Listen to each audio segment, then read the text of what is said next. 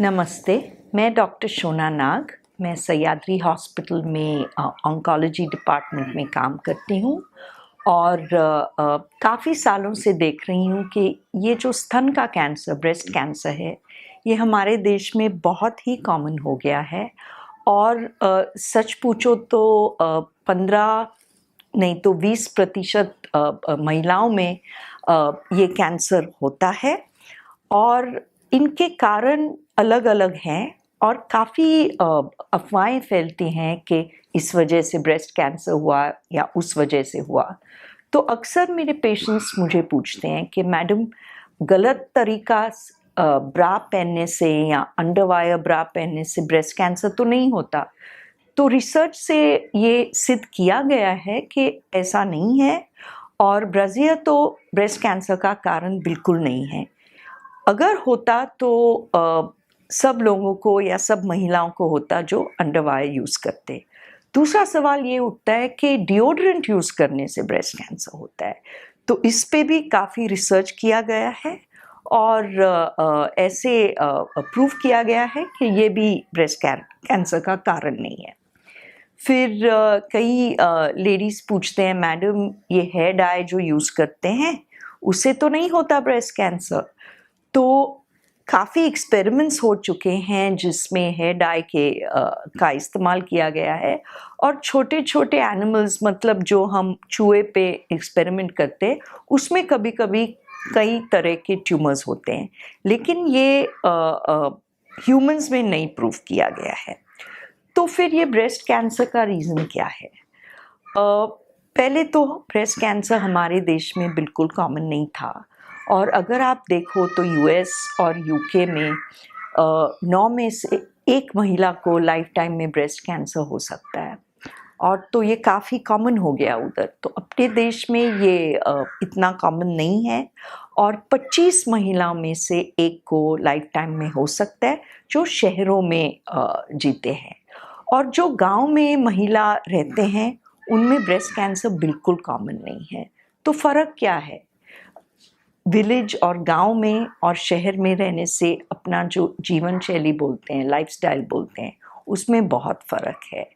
और जो लाइफस्टाइल हम शहरों में अपना रहे हैं वो वेस्टर्न लाइफस्टाइल, जंक फूड ज़्यादा खा रहे हैं, एक्सरसाइज के लिए टाइम नहीं मिलता हमको, हमारा वज़न बढ़ता जा रहा है और स्ट्रेस बहुत है हमारे लाइफ्स में। फिर काफ़ी पोल्यूशन है शहरों में जो गांव में नहीं रहता।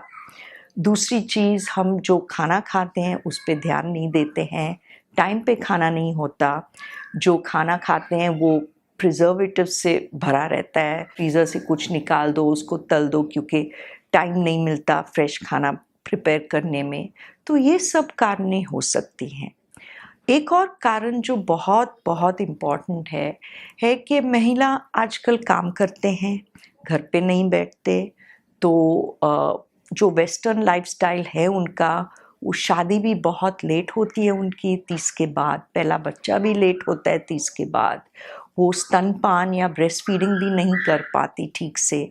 तो ब्रेस्ट फीडिंग एक बहुत इम्पॉर्टेंट प्रोटेक्टिव फैक्टर है ब्रेस्ट कैंसर से हमें बचाने के लिए, और ये रेकमेंड किया गया है कि कम से कम 6 महीने तो ब्रेस्ट फीड करना चाहिए बच्चे को।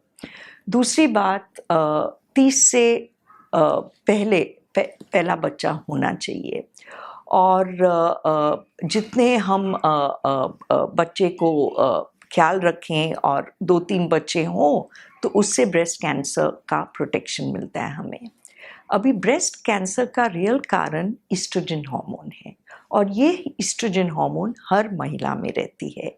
कई महिलाओं में ईस्ट्रोजन हानिकारक नहीं रहती, लेकिन कई महिलाओं में ये एक्सेसिव ईस्ट्रोजन या बहुत ज़्यादा ईस्ट्रोजेनिक स्टिम्युलेशन की वजह से ब्रेस्ट कैंसर होता है।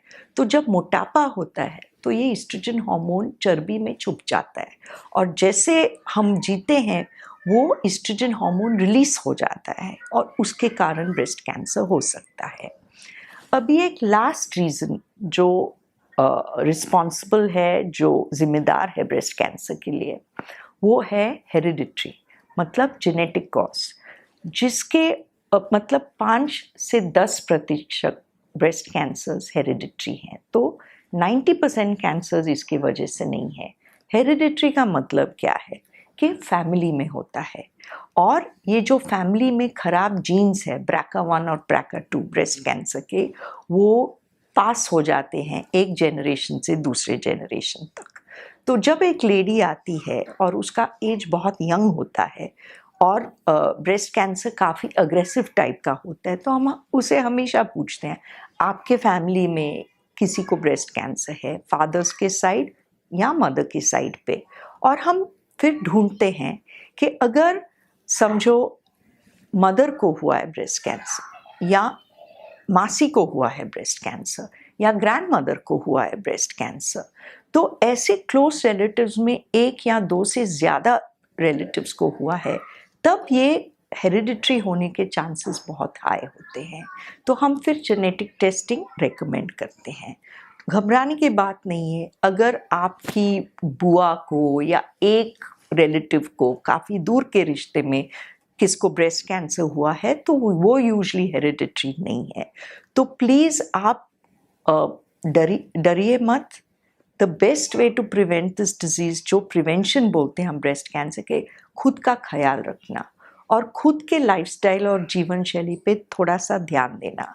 आप रोज़ आधा पौना घंटा निकालिए अपने लिए, एक्सरसाइज कीजिए। मोटापा दूर रखने से ब्रेस्ट कैंसर भी दूर रहता है। प्लीज़ आप डाइट पे थोड़ा ख्याल रखिए। अगर आपको टाइम नहीं मिले खाना खाने के लिए, तो आप थोड़े से ड्राई फ्रूट्स रखें अपने पास, एक पीस फ्रूट रखें अपने पास, और थोड़ा हेल्दी किस्म का डाइट अपनाएं। उससे आपको आगे चल के बहुत फ़ायदा होगा। और एंड में मैं यही कहना चाहूँगी कि prevention is better than cure. ये बीमारी हम अपने आप से दूर रख सकते हैं, हम ये धोखा को काफ़ी टाल सकते हैं, लेकिन ये पॉसिबल है आपके कोऑपरेशन के साथ। ब्रेस्ट कैंसर एक ऐसी डिजीज़ है जो प्रिवेंट हो सकती है, और जो अगर जल्दी डिटेक्ट हुए पूरी तरह से क्योर भी हो सकती है। Thank you.